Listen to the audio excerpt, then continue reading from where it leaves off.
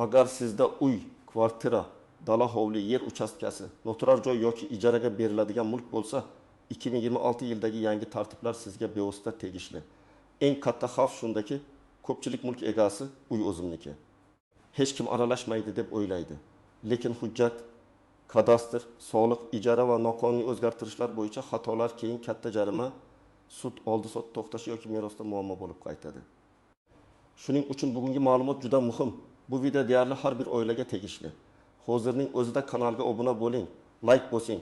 Chunki men sizga oddiy tilda mulk egasi sifatida nimalarga tayyor turish kerakligini birma-bir tushuntirib beraman. Oldin ko'pchilik ko'chmas mulkka faqat sotish yoki sotib olish paytida e'tibor berardi. Masalan, uy olmoqchi bo'lsa, notariusga borardi. Kadastr hujjatini tekshirtirardi. Qarzdorlik bormi yo'qmi so'rardi. Uy o'zida turgan odam esa yillar davomida hech narsasini tekshirmasdi. Tomorqada qo'shimcha xona qurgan, balkonni kengaytirgan, garaj qo'shgan. Noturar joyni do'konga aylantirgan yoki kvartirasini ijaraga bergan odam ko'pincha keyin rasmiylashtiraman deb yurardi. 2026 yilda asosiy o'zgarish shundaki. Ko'chmas mulk bo'yicha ma'lumotlar tobora ko'proq raqamli tizimlar orqali solishtirilmoqda. Kadastrdagi maydon, soliq bazasidagi ma'lumot, kommunal xizmatlardagi iste'mol, ijara shartnomalari, notarial bitimlar va mulk egasi haqidagi ma'lumotlar bir-biriga bog'lanib bormoqda. Bu nimani anglatadi? Endi bir joyda ko'rsatilgan xato boshqa joyda ham savol tug'dirishi mumkin. Masalan, kadastrda kvartira 62 kvadrat metr deb turibdi, lekin amalda balkon qo'shilib 70 kvadrat metr bo'lgan yoki hovlida eski hujjatda 4 xona yozilgan, amalda esa 7 xona qurilgan. Avvallari bu faqat qo'shni shikoyat qilsa yoki sotuv vaqtida bilinardi. Endi esa tekshiruvlar, soliq hisob kitoblari va rasmiy bitimlarda bu masala ancha tez ko'rinadi. Yana bir muhim o'zgarish. Mulkdan foydalanish maqsadi jiddiy ahamiyat kasb qiladi. Uy-joy sifati rasmiylashtirilgan joyni do'kon, ofis, ombor, minisex yoki mehmonxona sifatida ishlatish mumkinmi? Qanday ruxsat kerak? Soliq va kommunal to'lovlar qanday bo'ladi? Bularning hammasi tekshiriladigan masalaga aylanadi. Men ko'p ko'radigan holat, odam birinchi qavatdagi kvartirasini go'zallik saloni qilib beradi, ijara oladi. Lekin hujjatda hali ham turar joy. Keyin qo'shnilar shovqin, mijozlar kirib chiqishi, avtoturargoh muammosi bo'yicha shikoyat qiladi. Natijada mulk egasi ham, ijarachi ham noqulay vaziyatga tushadi. Birinchi navbatda kadastr hujjati eski bo'lgan mulk egalari xavf guruhida. Agar sizning uyingiz yoki kvartirangiz hujjati bunga yil oldin olingan bo'lsa, albatta hozirgi holat bilan solishtiring. Misol uchun 2010 yilda hovli 6 sotiq. Bino maydoni 1,5 kvadrat metr deb rasmiylashtirilgan. Keyin egasi oshxona, ayvon, qo'shimcha yotoqxona va hammom qurdi. Hozir amaldagi maydon 1,8 kvadrat metrga chiqdi.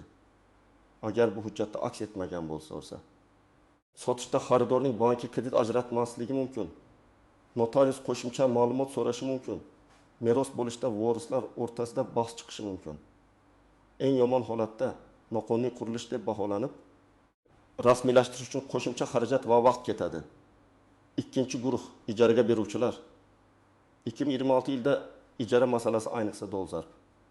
Agar siz kvartirani talabaga, oilaga, ishchilarga yoki xorijiy fuqaroga ijaraga bersangiz, shartnomani rasmiylashtirishni oddiy formal narsa deb ko'rmang. Rasmiy ijara shartnomasi sizni himoya qiladi.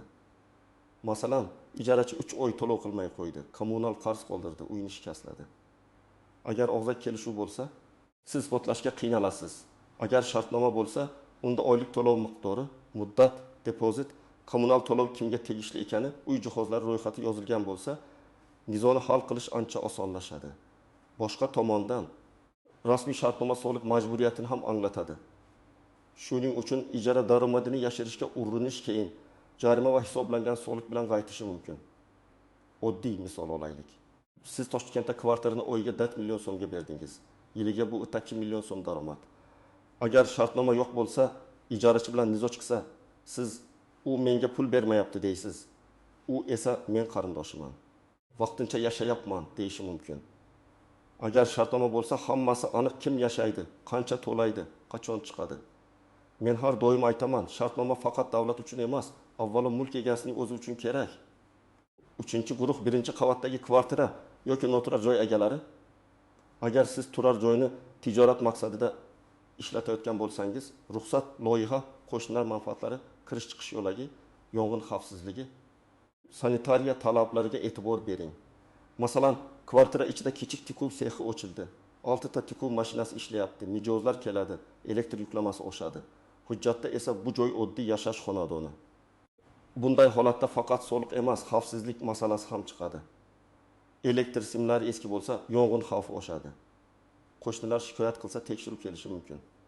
Natijada faoliyat to'xtatiladi. Mulk egasi esa ijarachidan oladigan daromadini yo'qotadi.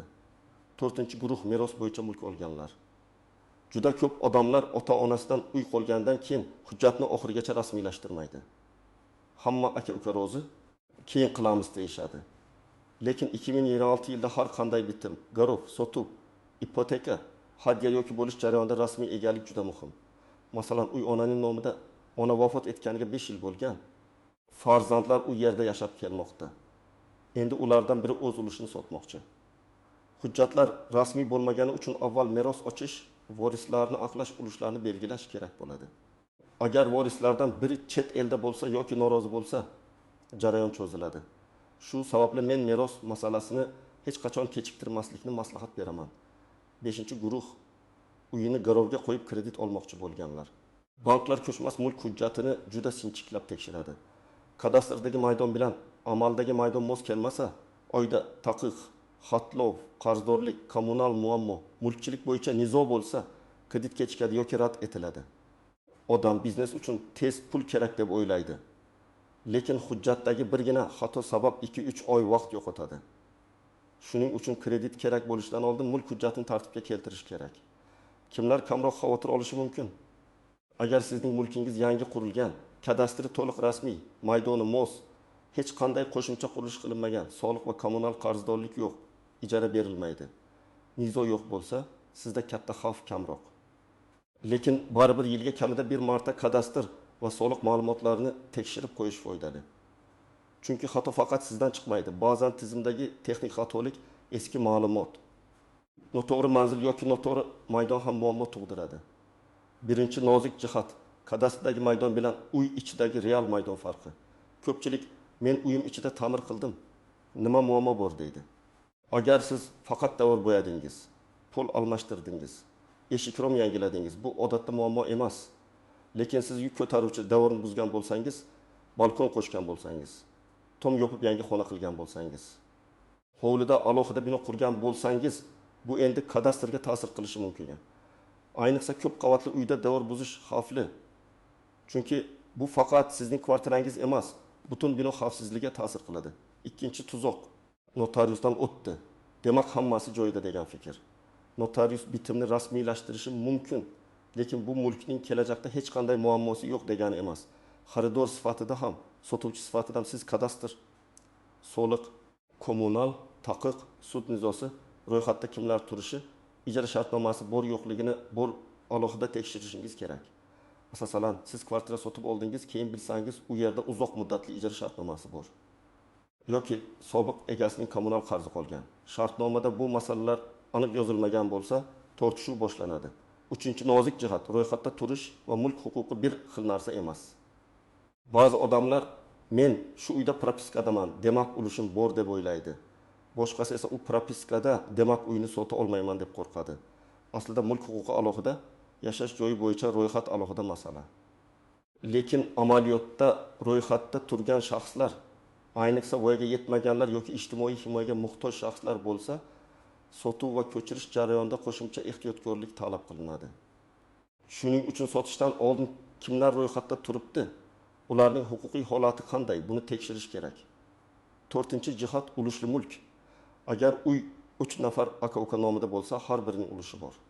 Bitta odam men yashayapman, demak o'zim sotaman deya olmaydi. Ulushli mulkni sotish, ijaraga berish, garovga qo'yish yoki qayta qurish ko'pincha boshqa ulushdorlarning roziligini talab qiladi. Masalan, 3 aka-uka uyga egalik qiladi. Biri hovlining old qismini do'kon qilib ijaraga berdi. Ikkinchisi ro'za emas, uchinchisi chet elda. Natijada ijara olgan ijarachi ham, mulk egalari ham nizoga tushadi.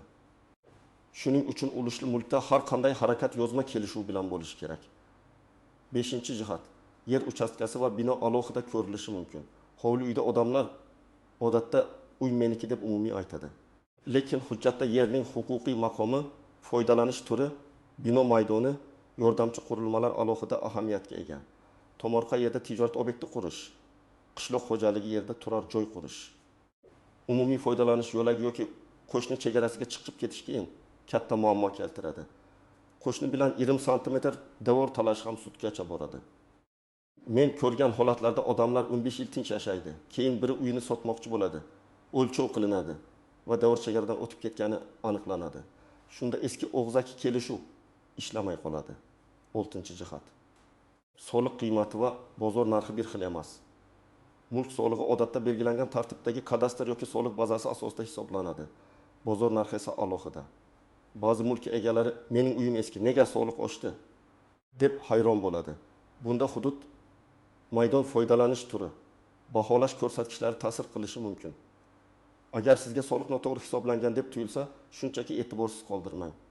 Soliq organiga murojaat qilib, kadastr ma'lumotlarini solishtiring. Xatolik bo'lsa tuzatishni so'rang. 7-jihat, ijara va qarindoshni yashatish masalasi. Agar siz ukangizni, jiyaningizni yoki tanishingizni bepul yashatayotgan bo'lsangiz, buni ham aniq tushunib oling. Haqiqatan bepul foydalantirish bo'lsa, bitta tartib, pul olsangiz bu ijara daromadi. Ko'pincha odamlar qarindoshim deydi, lekin har oy karta orqali pul keladi. Keyin savol tug'ilganda, bu pul nima uchun olingani izohlanishi kerak bo'ladi. Shuning uchun pul munosabati bo'lsa, shartnoma tuzgan ma'qul. Birinchi qadam, mulkingiz bo'yicha hujjatlar papkasini tayyorlang. Unda kadastr hujjati, mulk huquqini tasdiqlovchi hujjat, oldi sotdi yoki hadya shartnomasi, meros guvohnomasi bo'lsa, u ham soliq to'lovlari, kommunal to'lovlar, agar ijara bo'lsa, ijara shartnomasi turishi kerak. Hujjatlar telefon galereyasida rasm bo'lib yotmasin. Alohida elektron nusxa ham, qog'oz nusxa ham bo'lsin. Ikkinchi qadam, kadastr ma'lumotlarini real holat bilan solishtiring. Maydon, manzil, xonalar soni, bino turi, yer maydoni. Mulk egasi ism sharifi to'g'rimi tekshiring. Agar siz qo'shimcha qurilish qilgan bo'lsangiz, uni rasmiylashtirish mumkinmi? Qanday tartib kerak? Mutaxassisdan aniqlang. Kadastr organiga yoki davlat xizmatlari markaziga murojaat qilib, aktual ma'lumotnoma oling. Men tavsiya qiladigan eng oddiy usul, uyingiz hujjatidagi chizma bilan amaldagi holatni yonma-yon qo'ying. Agar farq katta bo'lsa, kechiktirmang. 3-qadam, soliq qarzdorligini tekshiring. Mulk solig'i, yer solig'i, agar noturar joy bo'lsa, tegishli majburiyatlar bo'yicha qarz bor yo'qligini biling. Ba'zida odam uyini sotmoqchi bo'lganda 34 yillik kichik qarzlar penya bilan yig'ilib qolganini ko'radi. Buni oldindan to'lash osonroq. Agar hisob-kitob noto'g'ri bo'lsa, ariza yozing.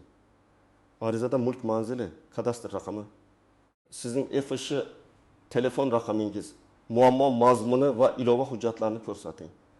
Menga soliq noto'g'ri hisoblangan deb hisoblayman, kadastr ma'lumotlari bilan qayta solishtirib berishingizni so'rayman deb aniq yozish kerak. 4-qadam, ijara berayotgan bo'lsangiz, shartnomani rasmiylashtiring. Shartnomada kamida quyidagilar bo'lsin: tomonlarning pasport ma'lumotlari, mulk manzili, ijara muddati, oylik to'lov miqdori, to'lov sanasi, depozit miqdori, kommunal to'lovlarni kim to'lashi, uydagi mebel va texnika ro'yxati, buzilish bo'lsa kim javobgar ekani, shartnomani bekor qilish tartibi. Agar uyda televizor, muzlatgich, konditsioner, kir yuvish mashinasi bo'lsa, ularning holatini yozib qo'ying, suratga oling. Bu mayda ishdek ko'rinadi, lekin keyin katta nizoni oldini oladi. 5-qadam, sotishdan oldin mulkni toza holatga keltiring. Ya'ni qarzdorliklarni yoping. Ro'yxatda turgan shaxslar masalasini hal qiling. Kadastrni yangilang, ulushtorlar roziligini oling, meros masalasini yakunlang. Xaridor topilgandan keyin shoshilib yugurish o'rniga oldindan tayyor turing. Shunda narxni ham pasaytirmaysiz. Chunki hujjatda muammo uyga xaridor odatda xavf bor deb arzonroq narx taklif qiladi. 6-qadam, qo'shimcha qurilish qilmoqchi bo'lsangiz, avval so'rang, keyin quring. Odamlar odatda aksincha qiladi. Avval quradi, keyin rasmiylashtirishga urinadi. Bu eng qimmat xato. Masalan, siz hovlida 2-qavat qurdingiz, keyin ma'lum bo'ldiki, loyiha qo'shni masofasi, xavfsizlik talabi yoki yer maqom bo'yicha muammo bor. Endi uni rasmiylashtirish qiyinlashadi. Avval loyiha, ruxsat, kadastr, mahalliy talablarni bilib oling. Ayniqsa ko'p qavatli uyda balkon kengaytirish, tashqi fasadni o'zgartirish, umumiy yo'lakni egallash juda ehtiyotkorlik talab qiladi. 7-qadam, Ulushli yoki oilaviy mulkda hamma kelishuvni yozma qiling. Aka-uka, opa-singil, er-xotin, ota-bola o'rtasida og'zaki gap bugun ishlashi mumkin, lekin ertaga vorislar, ajrim, qarz, kasallik yoki ko'chib ketish sabab nizoga aylanadi. Agar uy kimga tegishli, kim yashaydi, kim ta'mirga qancha pul qo'shdi, kim ijara daromadini oladi degan masala bo'lsa, hujjat bilan tartibga soling. Bu ishonchsizlik emas, bu kelajakdagi janjalning oldini olish. 8-qadam. Har qanday shubhali vaziyatda mutaxassisdan maslahat oling. Qo'shnim shunday qilgan ekan, tanishim aytdi, internetda o'qidim degan gaplar yetarli emas. Kadastr muhandisi, yurist, notarius, soliq maslahatchisi yoki davlat xizmatlari markazidan aniq javob oling. Ayniqsa katta pul turadigan mulkda 500 ming yoki 20 million so'm maslahat puli sizni 2 million so'mlik xatodan saqlab qolishi mumkin. 2026 yilda ko'chmas mulk egalari uchun eng asosiy qoida shuki, mulkingiz hujjatda qanday bo'lsa, amalda ham shunga mos bo'lishi kerak. Kadastr, soliq, ijara, meros, ulush, qurilish va foydalanish maqsadi bo'yicha noaniqliklarni keyinga qoldirmang. Uy, kvartira yoki yer shunchaki yashash joyi emas, bu katta moliyaviy aktiv. Uni tartibli yuritgan odam xotirjam yashaydi. Sotmoqchi bo'lsa tez sotadi, garovga qo'ymoqchi bo'lsa qiynalmaydi. Farzandlariga qoldirsa nizo chiqmaydi. Sizning mulkingizda qaysi masala bor? Kadastr eski, ijara shartnomasi yo'q. Meros rasmiylashmagan yoki qo'shimcha qurilish hujjatsizmi? Izohlarda yozing. Men eng ko'p uchraydigan savollar bo'yicha alohida video tayyorlayman. Video foydali bo'lgan bo'lsa, like bosing. Kanalga obuna bo'ling va yaqinlaringizga yuboring. Chunki bu ma'lumot har bir mulk egasiga kerak bo'lishi mumkin.